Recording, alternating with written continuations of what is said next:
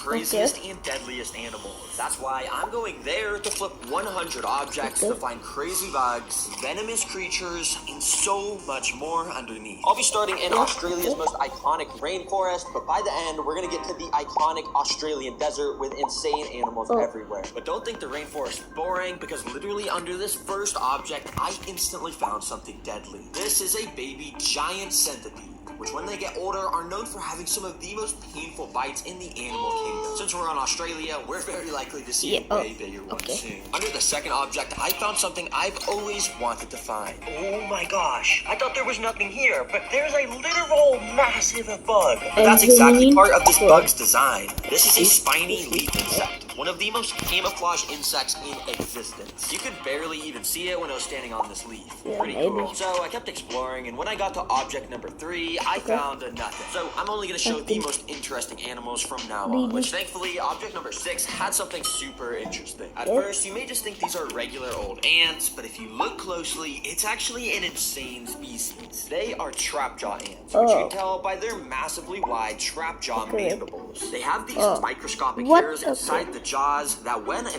prey touches it, the jaws snap within a fraction of a second, making it almost impossible for prey to escape. Yeah, Australia is crazy. Now, as I continued on the trail, I was going to flip this log, but on top, I noticed there was actually a special species of millipede, which apparently has the ability to spit acid out of its mouth. Now, if you didn't know, with me, I have the backpack, where I pack tons of cool objects to interact with the animals I find. And this time, I grabbed a pack of paintbrushes. I wanted to see how this bug would react to being rubbed by one, and yeah, he was pretty mad. Initially, he kept curling up and biting the end of the brush, but eventually, I caught it doing this.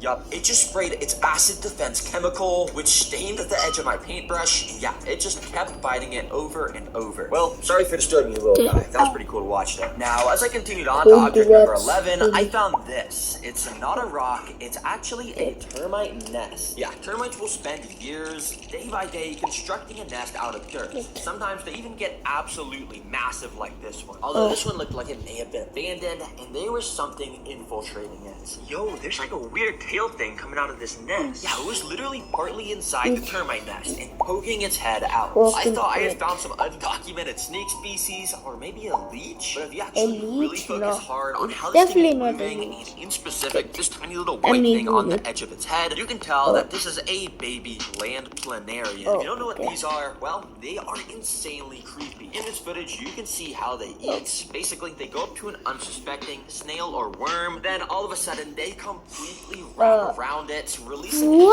sticky beak impossible for the prey to escape. Then they push some weird alien tube out their body that they can inject into the prey to then slurp out the insides like a smoothie. Talking about brutal, I think I'm gonna have to leave you alone. Now, under object number 16, I found a cricket, which I just thought was cool because in America, the crickets are a bright tan color usually, but this one was way darker. Now, I quickly took out the backpack and grabbed a clear container out it's not surprising a backpack is not food source for other animals I'll find, so I'll be saving this to feed it to something later. As I continued walking through this beautiful rainforest, I came across a little creek. This looks like the perfect water area for deadly crocodiles to be swimming in. Oh, maybe I shouldn't be standing so close, actually. Yeah, I don't know why everything in Australia is so deadly, but I went and flipped some rocks along the river, where I, of course, found a little earthworm.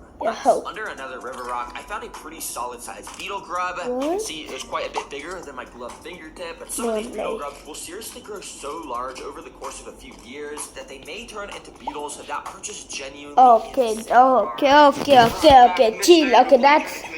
That's too stupid. Okay, I'm ending this with this is too